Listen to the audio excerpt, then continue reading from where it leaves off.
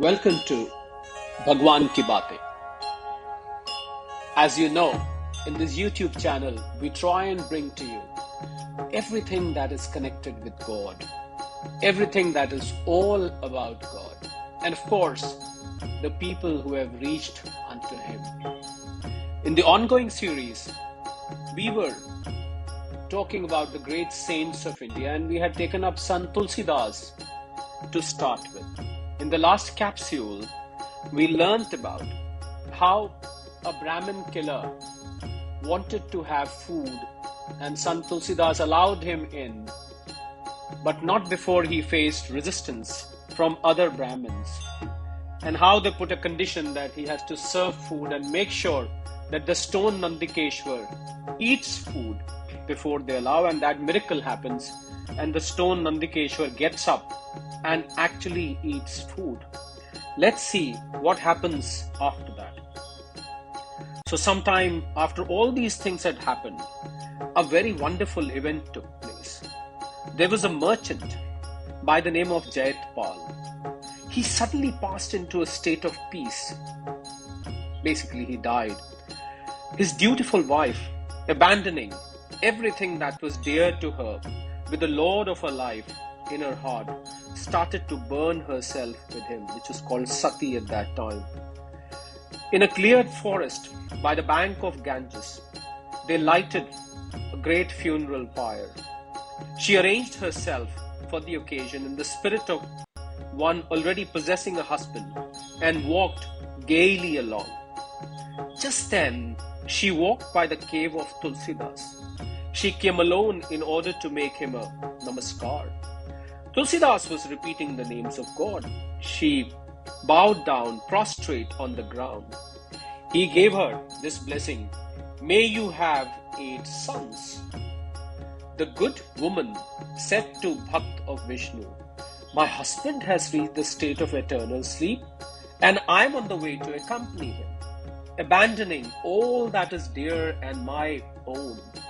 You've given me this blessing that I should become the fortunate mother of 8 sons, and be endowed with a husband. That word of yours will prove true, and yes, I have my doubts." He said, "I spoke without knowing your condition, but Ram will make it true." When the good woman heard him say this, she bowed down before him. When she went near the corpse, she found her husband sitting up. This gave great joy to all, and all cried out, "Victory, victory." She took her husband by the hand and leading him to the hermitage. There she again made to Tulsidas loving obeisance. All the inhabitants of Benares sang the praise of Tulsidas. They exclaimed, "Blessed is this Vaishnav. He is a complete savior for us, dull-minded men. He caused the stone bull to eat food, and by his word of blessing brought a corpse to life." Then someone went and carried the news to the king. And the king at that time was Akbar. And then Akbar sends for Tulsidas to test him. Let's see what happens then. So King Akbar was in Delhi at that time, where somebody informed him. He then made an attempt to see the miracle. He called his wise ministers and informed them of his thoughts. He said, "I want you to bring about a meeting with the Vaishnav Tulsidas. I wish you to send a messenger who is exceedingly learned in the knowledge of Brahm, who is a remarkably clever speaker, and who will include Tulsidas' mind to come here. Take a palanquin and carriage and bring him here quickly. I wish to see for myself that I have heard by the ear." The minister said to him, "Your command is my authority." He took some wise and clever speakers along with some of his army and arrived at Benares. Coming to this hermitage of Tulsidas, they remained there that day. The news was conveyed to him that the king had called him. They said, "The king has heard of you as a most extraordinary God-loving Vaishnav Bhakt. The king has sent us because of his desire to see you." Hearing this request, Tulsidas thought to himself, I must turn all the inhabitants of that country to repeating God's name. If the noble Vaishnavas are free from selfish desire, why should they wander from country to country? Because it is truly Hari's command that they should save mankind. Evil and the ignorant men are surrounded by dark ignorance. In order to save them, good men wander about. The king, as we have seen, has sent a messenger, and everyone has heard the news. Tulsidas, the God-loving Bhakt, at once started. Enthusiastically repeating the names of Hari, he quickly arrived at Delhi. The king came forward and fell at his feet.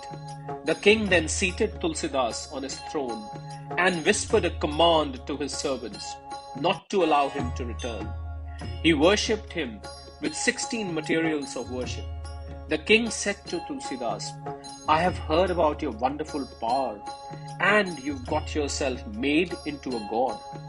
You made the stone bull eat food. In the giving of a blessing, you brought a corpse to life. Your deeds seem impossible to me.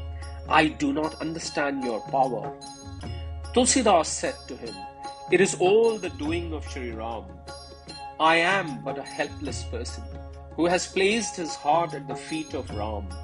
Hearing this, the king said to him, Cause me to meet Ram. If you do not do so, I shall surely not allow you to go from here.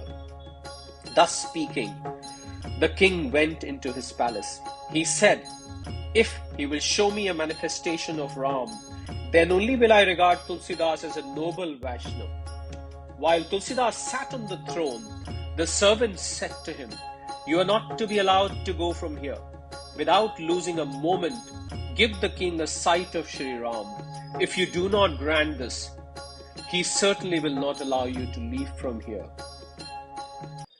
And then what happens? Hearing them say this, he began to praise Maruti. And Maruti at once came and met Tulsidas. Tulsidas said, I am in extreme distress, and therefore I have thought of you. And now remove this distress and increase the glory of names of God. Maruti then performed a wonderful miracle. He called together his army of monkeys, and many mighty heroes started from heaven.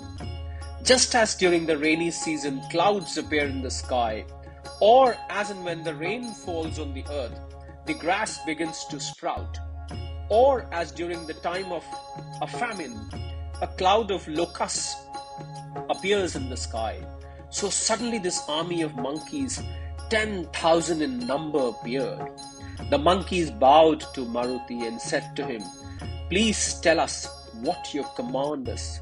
Maruti replied to them, I have called you together in order that you may show to the king some of your natural characteristics. As soon as they received this command, the monkeys became full of action.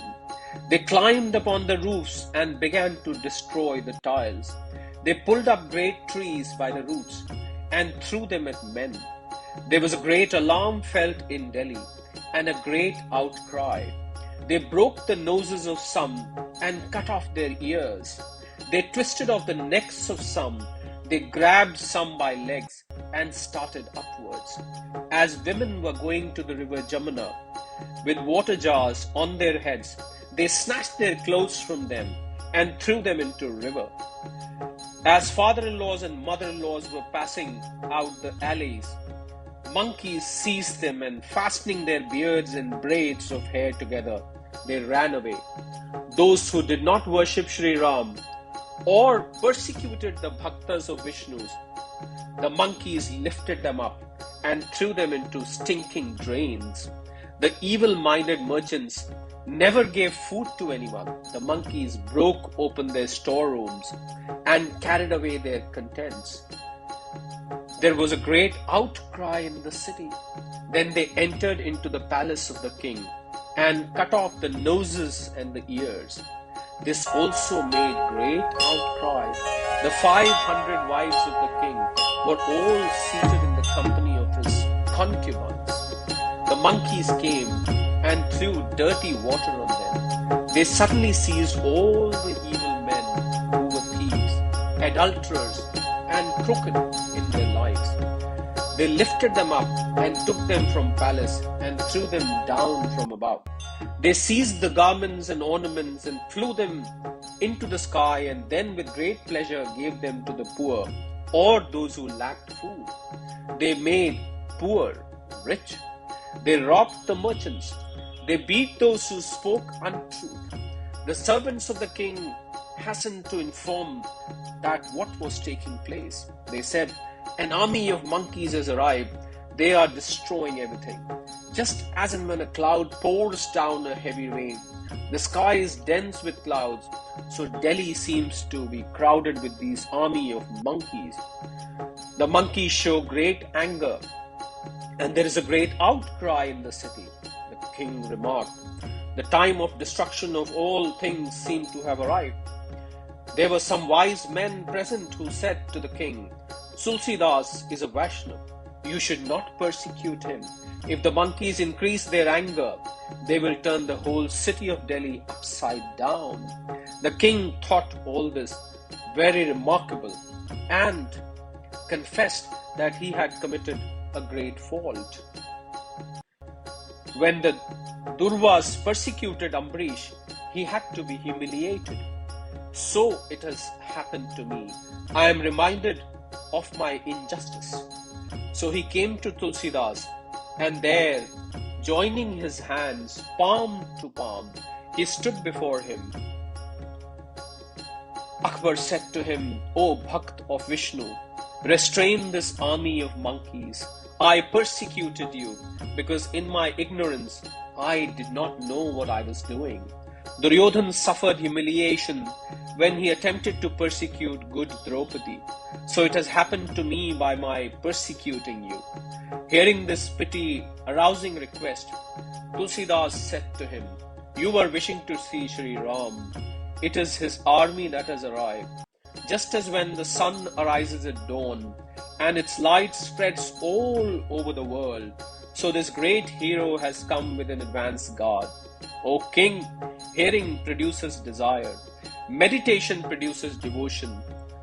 Devotion to listening and a direct manifestation of God produces in one a desire to know more about him." So the monkeys are arriving first and the Ram is following them. An army of 18 billions are following these monkeys. These 18 billion monkey warriors will be followed by Ram. Your good fortune has no limit. Shri Ram is coming to see you. Hearing this, the king said, "I have already seen enough of Ram." So saying, he grasped him by his feet and said, "I did not understand his power. If an army of 10,000 monkeys has wrought such destruction, then if the army of 18 billion should come, it would mean the end of the world." Hearing the king's pity-arousing request, monkey army became invisible, and all men worshipped the feet of Tulsidas. Tulsidas remained here for a year, and in great love, he daily sang the praises of extraordinary deeds in Sri Ram's life. All the inhabitants in Delhi began now to repeat constantly names of God, and the ignorant and dull-minded became wise through association with him.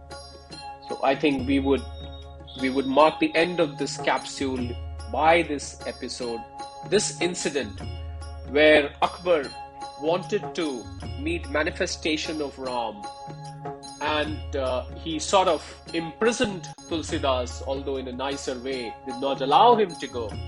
And look, all that Sant Tulsidas had to do was to remember Lord Hanuman, and there came those 10,000 monkeys who literally started destroying Delhi and the palace of Akbar.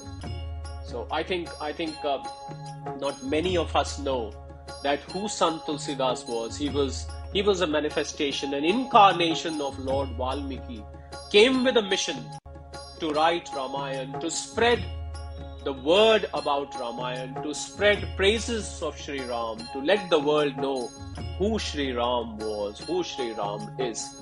With that, we mark the end of this capsule. We look forward to connecting with you again in the next capsule. Until then, goodbye, good luck, and Sadar Pranam.